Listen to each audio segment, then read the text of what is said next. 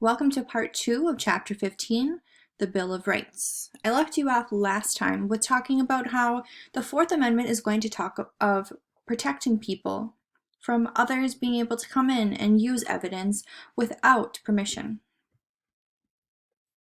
The Fourth Amendment.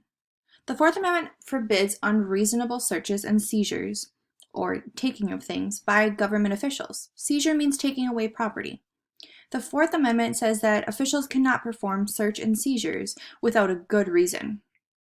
In 1789, Americans wanted to protect their right to safety and privacy. British officials had gone into colonists' homes, shops, and barns. They had not needed a good reason to suspect the owner of a crime. They had felt free to seize what they liked and use it as evidence in court. The Fourth Amendment limits the power of government to search people's homes and businesses. Most searches require a warrant. This is an order from the judge. Officials must show probable cause or a good reason to get a warrant. They must convince a judge that the search is likely to uncover evidence of a crime.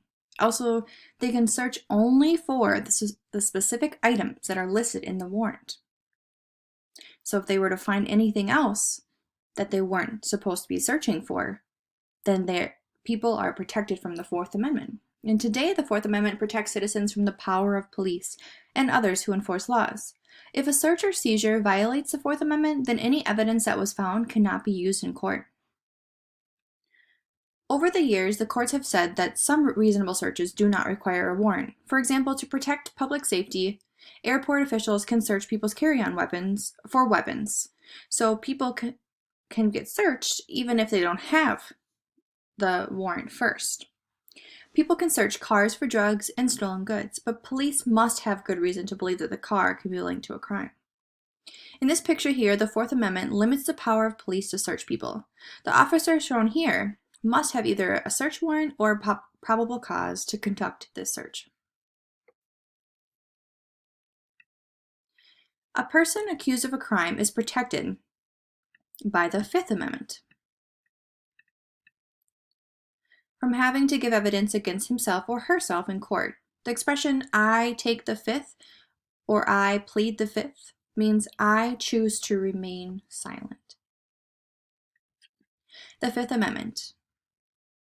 The Fifth Amendment protects the rights of Americans who are suspected of a crime. British laws also did this, but courts in the colonies did not always follow these laws. Americans wanted to make sure that the courts treated people fairly. The Fifth Amendment protects citizens against double jeopardy. Jeopardy means danger, such as the danger of being put in jail. The courts cannot put someone on trial or punish a person twice for the same crime. So if a jury finds a person not guilty, he or she goes free. The government cannot try the person again for the same crime in front of another jury. The government can ask for another trial only if a jury cannot reach a decision. The Fifth Amendment also says that the government cannot force people to be witnesses against themselves.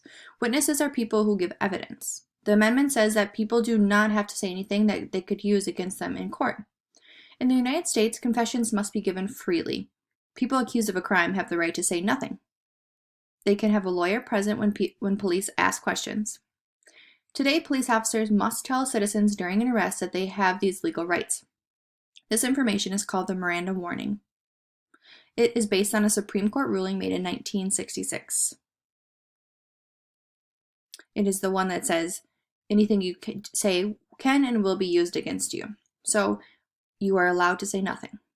The Fifth Amendment also says that the government cannot punish people without due process of law. Due process is the proper legal procedure, such as a fair trial. The government must also offer fair payment of property for property taken for public use. The Sixth Amendment. The Sixth Amendment describes more rights of those accused of crimes. It says that they have the right to a fair trial. Both British law and the U.S. Constitution include the right to a fair trial. Americans wanted to make sure that a jury trial was also a fair trial.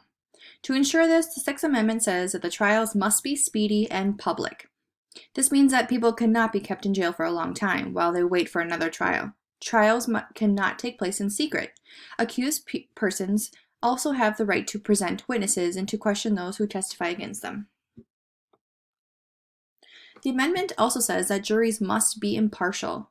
This means that jury members members must not be prejudiced against the accused person, or they might lean one way or the other. Courts have applied this rule in a number of ways. For example, an all-white jury in Mississippi found a black man guilty of killing a white man. Later, the Supreme Court threw out the jury's decision. The court said that the man's lawyer had not been allowed to question whether all-white jury was fair and impartial. Prejudice means having a negative judgment or an opinion of something or someone that is not based on facts. Finally, the Sixth Amendment says that the accused people have the right to a lawyer. Courts have extended this protection to people who cannot afford to hire their own lawyer.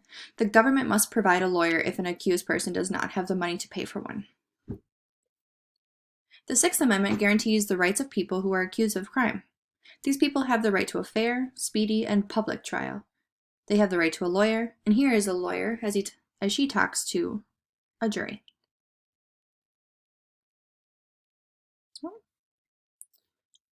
We're out of order. I thought we were out of order, but it looks like we go right into the Eighth Amendment. The Eighth Amendment protects the people's right to fair and reasonable punishment when they break the law. It says that punishments cannot be so harsh that they are unfair. Courts can make people pay fines or money for breaking the law, but these fines cannot be excessive or too high. For example, making someone pay $1,000 for a parking ticket would be excessive. The Eighth Amendment also forbids excessive bail. Bail is the money that someone is going to pay to get out of jail while awaiting their trial. But the amendment does not say that courts must allow bail in all cases. For instance, a judge can deny bail to someone accused of murder. Then that person must await trial in jail. Because if they actually did murder someone, we wouldn't want them to be out, right? Most important, the Eighth Amendment forbids cruel and unusual punishments. Americans wanted this protection because punishments for crimes in the 1700s were often very harsh. For example, the government could sentence people to whippings. A court could send someone who owed money to jail.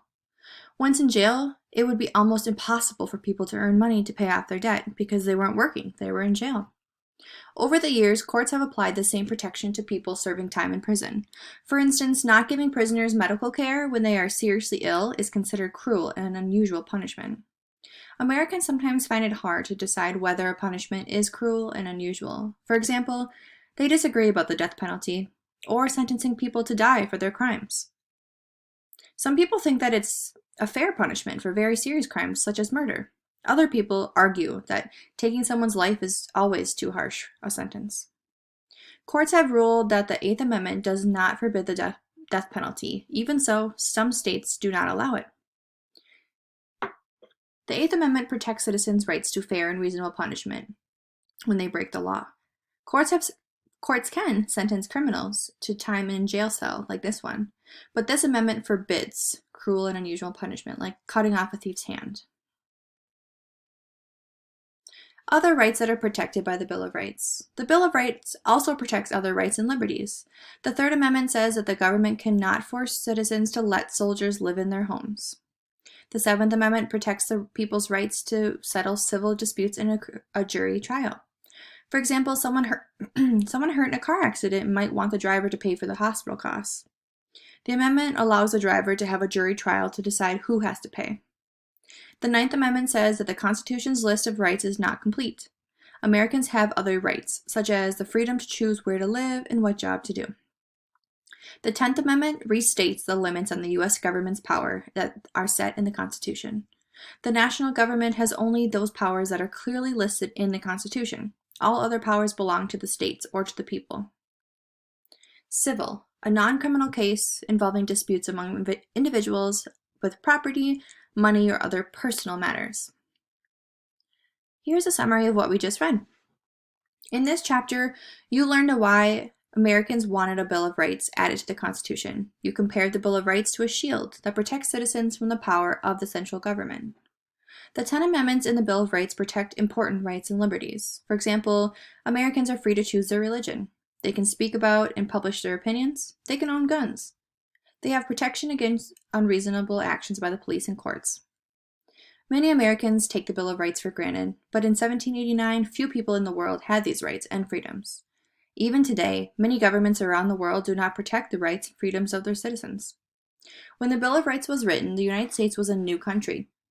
The men who set up the government tried to create a system that would protect both the people and the nation. Did they succeed? How did their ideas balance the rights of each person with the needs of the country? All right, thanks, fifth graders.